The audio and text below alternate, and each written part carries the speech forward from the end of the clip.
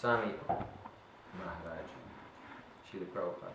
Такие же смиренные поклоны моему дорогому Шикше, Саньяскуру, Рупанугварши, Шримад Бхактивиданта Нарайана Махараджи, всем ачарьям нашей Рупанугварши Варга, членам всех преданных.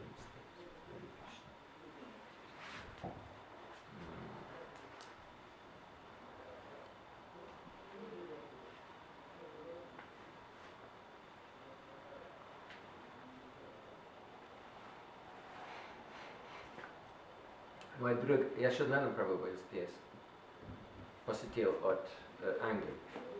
Он ученик Шрилы Гурудева, очень успешный бизнесмен, член BTI, значит Bhaktivedanta Trust International. Это центральная группа Шрилы Гурудева хотел, чтобы они помогали преданным со служением. Он приехал, очень вдохновлял преданных. Подчеркивал необходимость иметь видение. Он, как для нас, как, например, если у нас есть план для центра, дверь можете закрыть. Тихо кричали. Прежде всего, надо иметь видение. Видение значит, особенно, что когда мы стали успешными,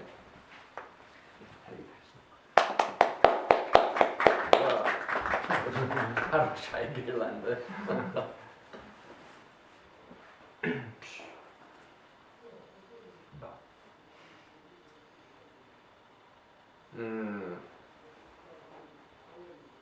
Кто-то плачет. Хорошая гирлянда.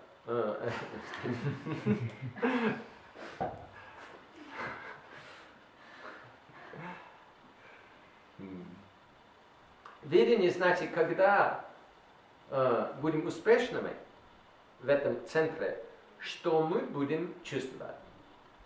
Глубоко. Что будем чувствовать? Значит, входим в эту реальность. А тогда, что клиенты будут чувствовать? Абсолютно. А тогда, что хочется предлагать людям? Мозговый штурм. Значит, все предлагают, то, что возникает в уме. Даже это как разумный, неразумный, все равно. Вот, все. Тогда можешь выбрать. Очень интересное упражнение. Аватар называется.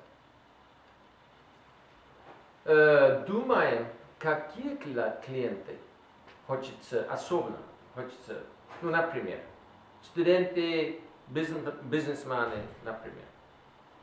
А тогда представляем, какие они, даже, как выразить, как объяснять.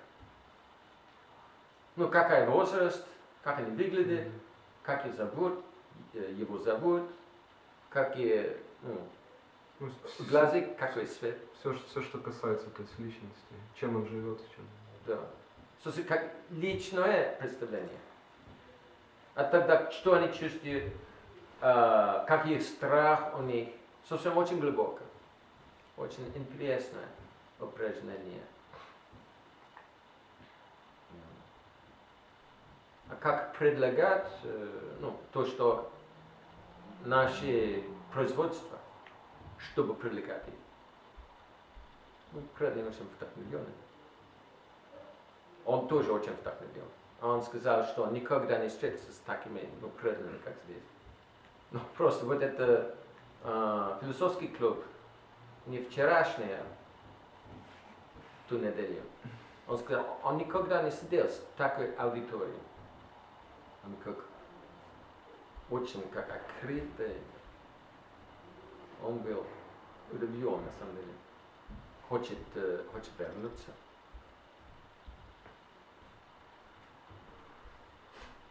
Недавно Динан отправил мне, сказал что-то интересное. Он сказал, что, что я как достаточно мягкий, поэтому привлекаю женщин. Он сказал, что если Бог говорит о философии, тогда мужчины, они больше вдохновляются. Поэтому я думаю, что сегодня очень как жесткие философы будем говорить. Жесткий класс. Да, жесткий класс.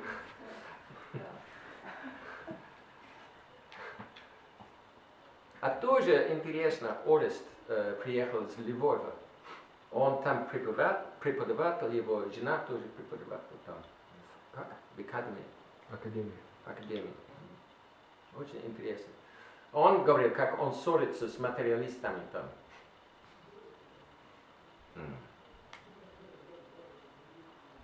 Очень перспективно. У него очень хорошие друзья. Хотел бы туда поехать, чтобы отдых в Карпатах смотреть.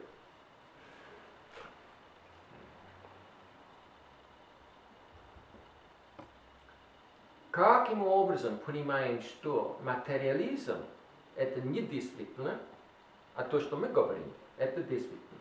Его друг сказал, боже мой, он, наверное, он атеист или что-то. Он сказал, а почему так детская религия, вайшнавизм? Это детская. А я сказал, что на самом деле его вера, он материалист, это детская. Детская вера. Что только материя существует, нет духа, нет души так. Это детская вера. А как я могу это говорить? Без фанатизма. Как мы знаем? Жесткая сейчас философия.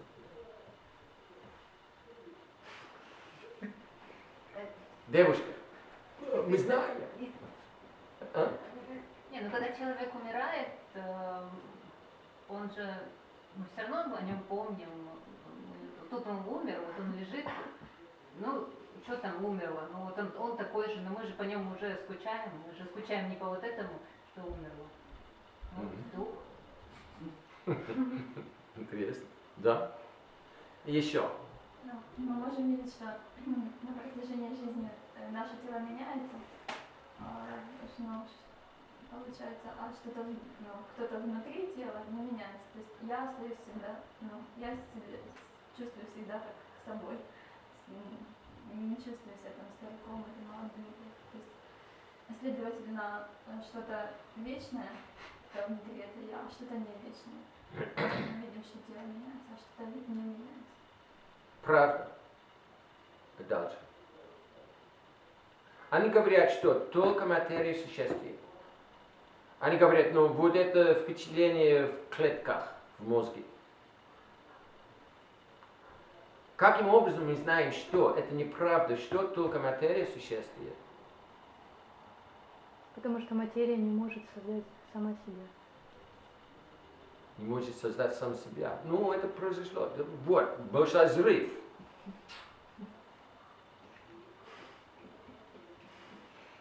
Вот мы здесь. Большой взрыв. Давно. Но они не подтвердили больше никак лабораторно это. Большой взрыв. Об этом я не хочу говорить. Как мы знаем сейчас, вот жесткая философия. Как мы знаем сейчас, что это неправда, что только материя существует? Только на примерах, Махараш. То есть, когда мы видим, что материя преобразуется только с помощью сознания. Преобразуется? Есть материя, то есть мы видим, что мир существует, грубая материя, элементы. Трансформируется. И, например, компьютер или фотоаппарат. Материя сама не может создать это, только с помощью сознания. То есть... Вот. Мы делаем то, что материя не может делать. Встаем, улетаем, прыгаем, материя не может. А тогда делаем то, что материя не может делать. Например, чип здесь. Чистая, как называется вот это SI, silicon, чипа. Силикон. SI, вот это элемент. Ну, Полупроводник, что ли? Слизень. а? Слизень. Это существует в песке. Ага. Песок это SI, Кремний, O2. кремний. А? Кремний. Кремний, да, кремний. Нет возможности иметь чистый кремний. А вот у нас, я видел, в том году, когда я был в Лондоне, был фестиваль там, огромный как горшок. Чистый кремний. Это невозможно от физически, потому что песок очень трудно как получить чистый кремний от этого. Невозможно математически, научно. Ну, вот у нас есть. Линзы, вот. They're made of substances that don't exist in nature. They are made of. Они сделаны из таких с материй, которые не существуют в природе. Pure copper, pure silicon, pure aluminium. Чистая медь, чистый кремний, чистый алюминий. And they have forms that don't appear in nature. И они в таких формах появляются, которые не существуют в природе. Вот. Информация. Создаем информацию. Физические законы, они только могут разрушать информацию. Поэтому мы делаем то, что материя не может делать. Поэтому что-то кроме материи есть. Действие через материю. Это мы. Поэтому их точка зрения ложна. А второй, они говорят, что материальная наука может описывать в принципе все, может объяснять все. А как мы знаем, что это неправда? Ну как объяснить, что появился вот большой взрыв? Это же не объяснение. Это же что-то такое. Это миф, на самом деле. Ну, Да, да. это не... То есть это не объяснять. Они придумали, чтобы как-то каким-то... Да, это детский миф. Но как мы знаем сейчас, что то, что они говорят, например, что материальная наука может описывать все, а может объяснять все. Каким образом мы знаем, что это неправда? Это не только неправда, это нелогично. Не имеет смысла. Как мы знаем? Никак не знаю. Все, что в этой вселенной, она описывает. Или не описывает. Даже Шукрачарья может мертвых оживлять. Наука никак не может описать сознание. То есть, Да. Почему? В физических терминах. Потому что материальная наука смотрит на объекты. Внешних объектов. Это именно создано таким образом. Именно они определяют, что наука просто имеет дело с объектами. Поэтому это не может описывать субъект. Сознающий субъект, который делает науку. Просто. А что это такое сознающий субъект? Вот. Восприятие, умственные действия, наши физические действия, наука зависит от них. Она не может описывать. Тогда сознающий я, который координирует чувства, координирует действия, тогда они говорят, что много субъектов должны соглашаться друг с другом. Прежде всего, сразу они говорят о субъектах. Есть субъекты, есть объекты. Поэтому они признают, что есть субъекты. Да. А тогда какая связь между этими субъектами? Что-то должно быть там. Intersubject. Межсубъектное что-то. Да, между субъектами. Что-то между субъектами. Субъектами. Да. Между субъектами, да. Это сверхдуша. Это сверхдуша. Поэтому, когда они определяют, что это такое материальная наука, они используют душу и сверхдушу, чтобы определять. Они так. Невозможно отвергать того, от чего все зависит. Наука зависит. Поэтому наука, материальная наука, с одной стороны, то, что они говорят, это ложно. А с другой стороны, это даже нелогично, нерационально. А что именно нелогично? Они говорят, что Ньютона логичен, нет? объективная наука может смотреть на субъект. Это ерунда. Они определяют науку таким образом, чтобы это не может смотреть на субъект. Сознание это реально, с одной стороны. Из-за того, что это база науки, значит наука не может смотреть на него. Они определяют науку таким образом.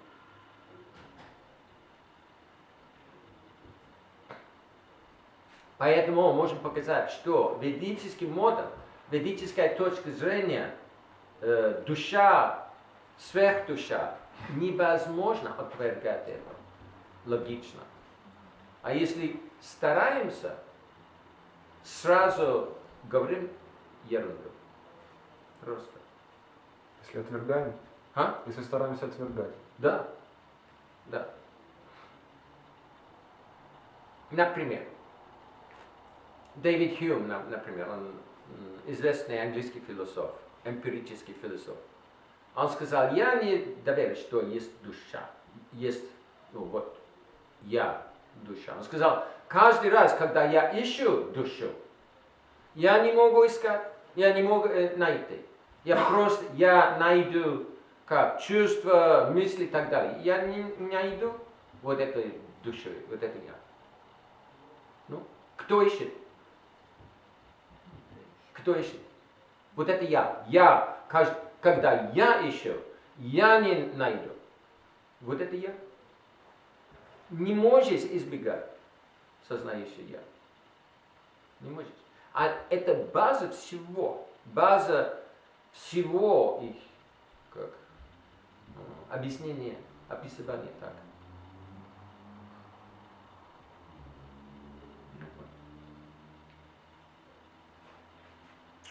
Чуть-чуть жестко философия. Вопросы? Ну, как бы наука ведь все равно она описывает этот мир достаточно точно, материальная наука. Ну, Просто она не может субъект описать.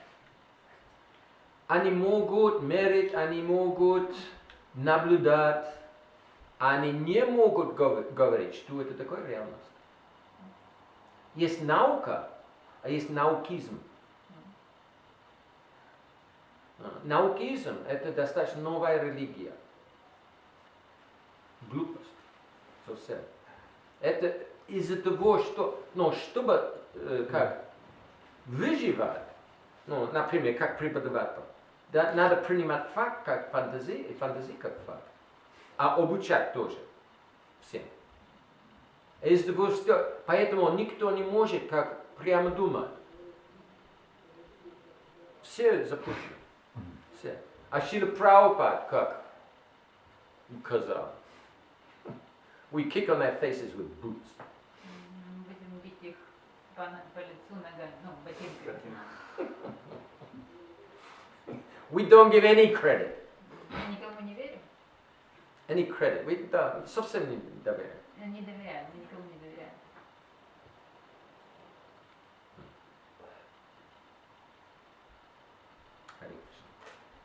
Так.